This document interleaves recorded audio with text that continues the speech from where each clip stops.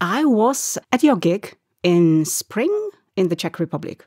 In April, yes. In April, yeah. And I must say I enjoyed it a lot, so much, really. Thank you. And if I had to say only several words about it, I would say it's dynamic, it's vibrant, then it's somehow modest and respectful.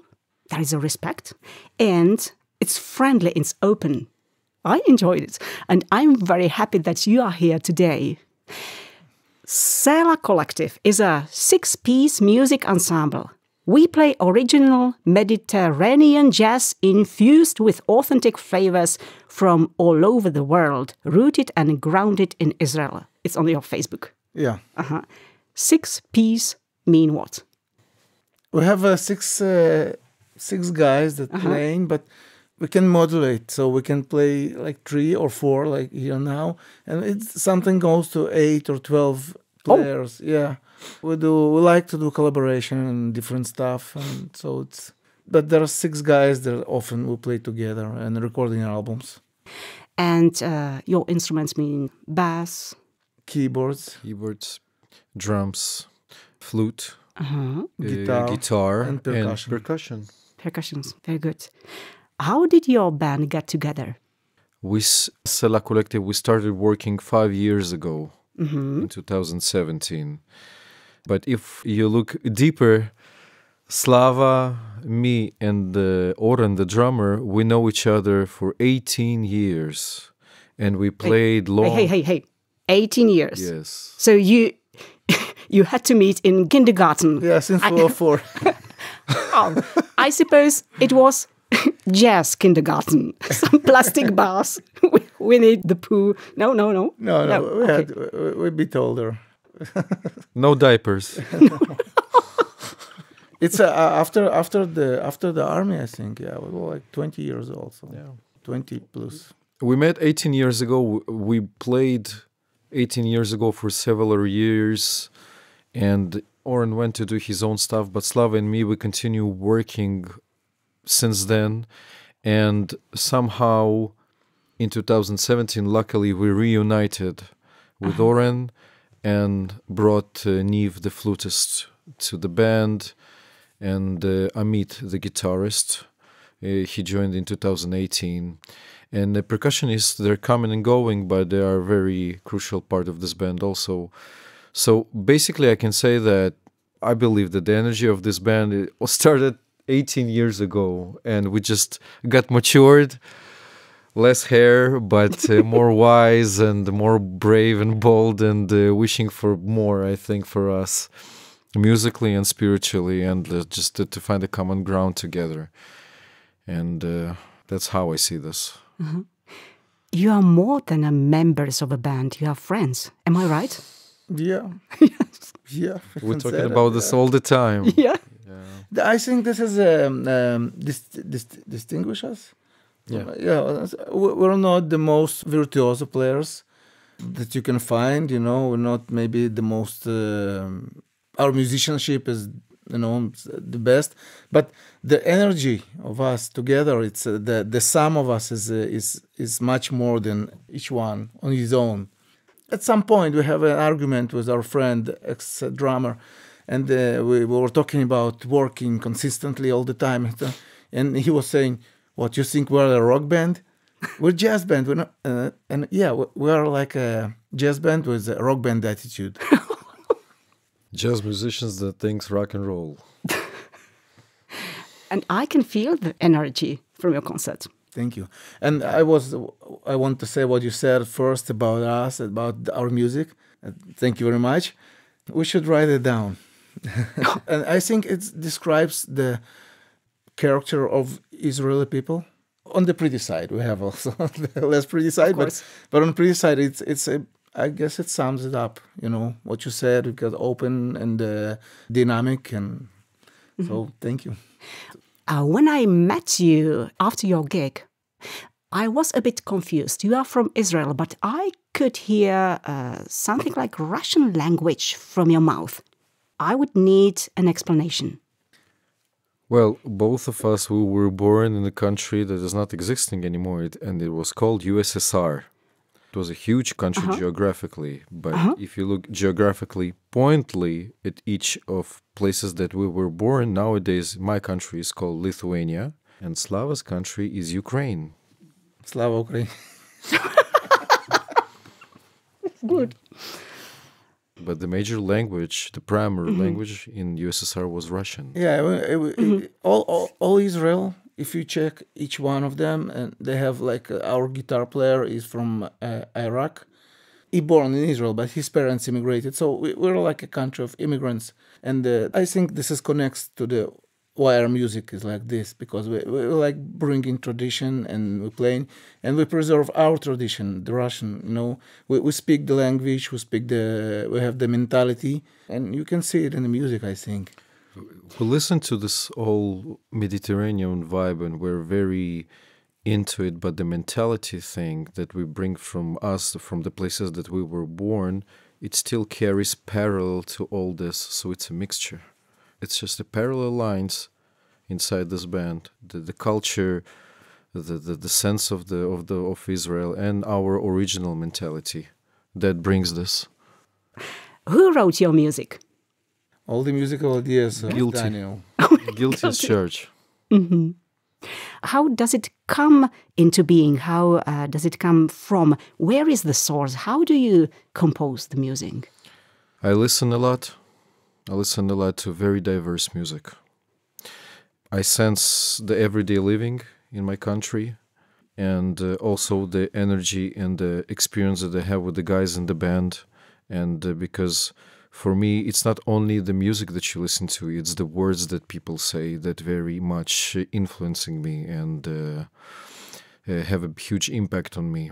And one of the compositions that we have, Gnawa, it was written after my conversation with Slava a long time ago on some roof that we played a gig, like what this music means to you, like what does it do to you, like where it goes to you. And I remember that I was talking with him after a gig and driving my car back home, and the sta la la la la la la la la la la la la just came, and I couldn't understand why. And then and I understood that there's something going on here and here that happens because of this or that, and I just progressed it into different things in my life. So it just coming.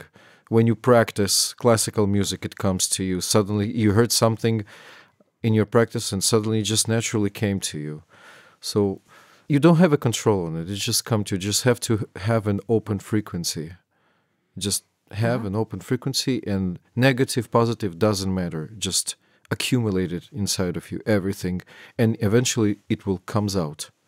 Your influences include Avishai Cohen, Ibrahim Malouf, Snarky Puppy. Anybody else? Yeah, a lot of others, but I think all the great ones. But I think also all the jazz scene in Israel, it was so cool. Omer Avital, it's a bass player. They have like a Third World Love. This was one of the big projects they did, and they play like African music with Moroccan music, and he's a descendant from immigrants of Morocco. So I have a lot of. When we came there, it's what like East, West meets East. So we came with all the European music, or Soviet music that we were exposed to, classical beat, and then we saw like Moroccan, Algerian music, and what it is, I was.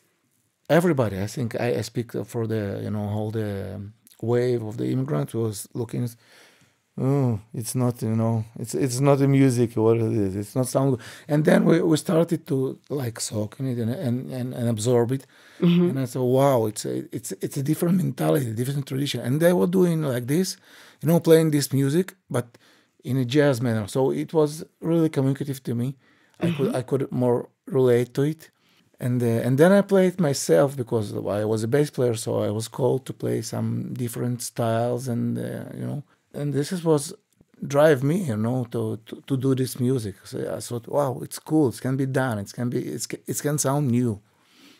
The jazz as itself, it's like a glue between this style and this style. It's jazz. It's like a ultimate universal glue between this and that. So you can take Moroccan music and Afro-Cuban music, for instance, and you put the jazz that connects between all two of them and brings them together. So it's like...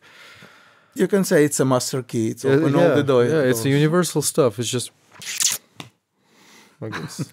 Yeah. Sound effects. Yeah. The song titles from your first release, Belonging, are often clear references to the old Jewish tradition, Exodus, Mitzvah, and so on. Why did you choose these titles, these themes? I think we also exploring the musical cultures and traditions in Israel, but we're also exploring our Judaism because, we were, I can speak for me at least, because we were raised in Soviet Union. There was forbidden religious, and I knew I was Jewish, but it was, just the tip of the iceberg. I knew the common stuff. Basically, I'm Jewish, and Pesach, Passover, we ate matzah bread, and that's about it, So when we came, I said, okay, this is chain that almost was cut, chain was almost broken, because if we were not immigrated, if we were stay like for 1 or 2 generations, I didn't know what to teach my children, what is Judaism. So we came back and I said, okay, I want to check what it is. And it is deep tradition, it's I think one of the deepest, ancientest, and we explore it and we put it in music. And I would like us to do some more, because it's interesting for us. So it definitely will be at one point. Well, till I arrived to Israel, I didn't know what is the difference between Christianity, Judaism. I was born in USSR, but which calls Lithuania, Vilnius. But I remember as a kid, I used to run to the church because I loved the spirituality there. Because I didn't know we have synagogues, but the church was nearby home, so I went there without understanding it, but something spiritual I felt there. So when we came to Israel and I decided to be religious when I was 11 years old, just by my own feeling, I wanted to explore it, to go there. And suddenly I was like, okay, this is how it goes. And this exploration of who you are, what's your origin, what's your source, what's your source? That's the major thing. And eventually we come to this word, belonging, where you belong. What's your source, where it goes, who you are. So that's composition, the title track symbolized for me.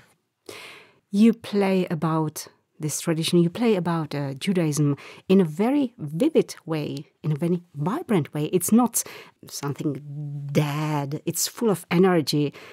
You retell it in today language, and I can feel strong forward direction. You are not focused on the past. And I think it's in the whole world. There is a tradition, and somebody retells it in a new way. And there is a tension. Hey, what are you doing with our tradition? It's not proper to talk about our tradition in this jazz music. What are you doing with our tradition? Have you the same experience? Do you feel some tension between... No, never. Never. All the essence, I think, about the Judaism. I think the most chapter, the one, let's say, and the man have choice, and he should choose life. Yes. So we like to celebrate life and those things, and there's no contradiction. And religion have to stay updated. It cannot be only in the books, or only the church. Only it has to fit our daily lives, because otherwise, it's not. Yeah. Thank you. If I heard the name Selah Collective, immediately there is Selah. It's the word from Psalms. What does it mean? What does Selah mean? Why this name of the band, Selah? We wanted to find something to represent ourselves, and we're from Israel now, because even though we're immigrants, I'm Israeli before. I'm a Jew, yes, and then I'm a Jew from Israel, and this is how I feel about myself. And as a band, we wanted to present something. So we was looking for something, and we find the Selah is from Aramaic. It's a language that was before Hebrew, even more ancient. And Selah means eternity. Yeah, forever. Or true. So Amen Selah. Amen is like abbreviature. It's Emet Netzach. It's a forever truth. And Selah, it's like making it even bigger, forever. Your last release, Eastern Pulse, how did this composition come about? How is the story about of this music? It came to me like this. I was thinking about if you listen to composition, you have two pieces. There. You have the fast piece and the slow piece.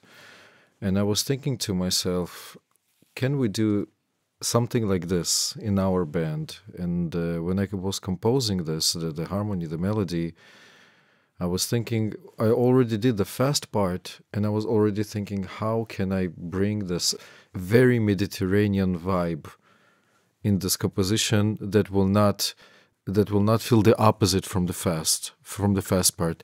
Just, it will be a continuity.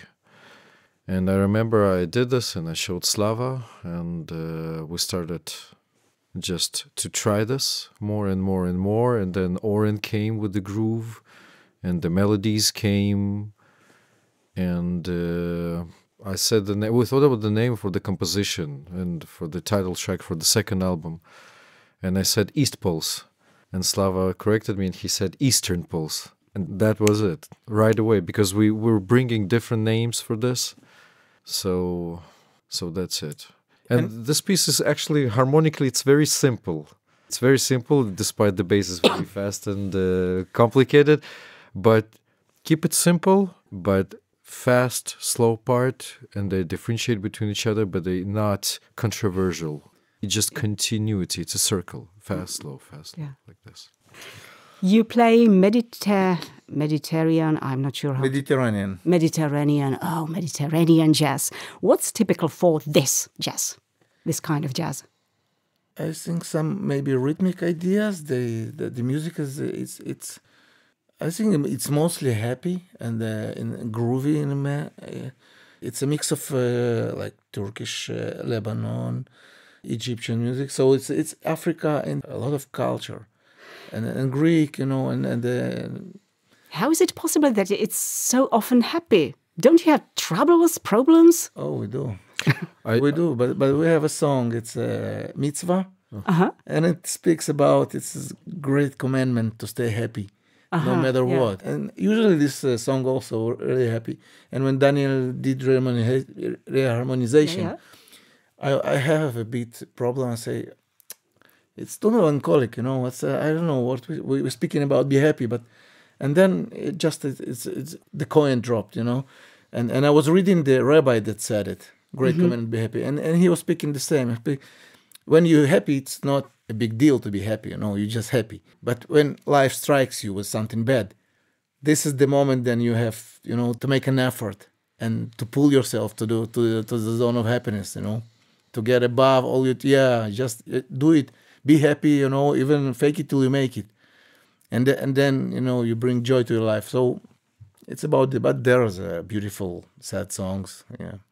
I think that also one of the things for me in Mediterranean music and with asymmetric rhythms in this music, that's my approach. If I feel that in the composition, the body can move without interference to the music, then I know that this is something good going on, because it's asymmetric pulse. And usually we as human beings, we used to very symmetric stuff, 2, 4, 8, and so on, 1, 2, 3, 4. But when you play like 3, 5, 7, 9, 11, it's unusual to the body to work like this, to move like this. But if the composition and the vibe, the rhythmic vibe of the composition brings the symmetry, then that's the point that I'm aiming to very much, to bring the symmetry into asymmetry. What's the jazz scene in Israel like? Oh, Yeah, it's how do I say? It's a lot of colors, a lot of playing. Very fruitful, very, and impacting outside the Israel very much. Yeah, and it's kind of it's abandoned child, but it's growing by itself because we don't have a lot of. I don't know how it's here, but I know in France, when you're artists, you're getting support from the government, and there's none, and we have some difficulties like for going to play festival with the tickets because we are far.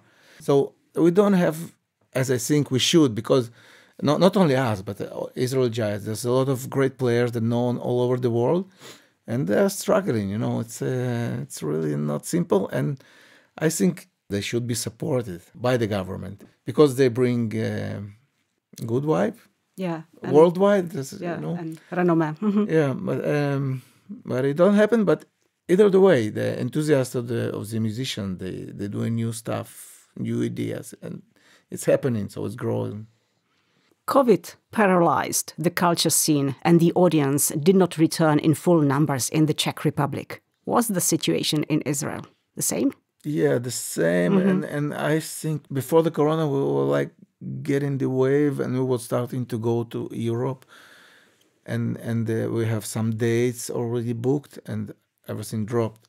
And now it's a bit hard for us because there is a great demand to play abroad. So I think for the unknown musicians, it's a bit harder now because you can call all the stars because everybody wants to play now.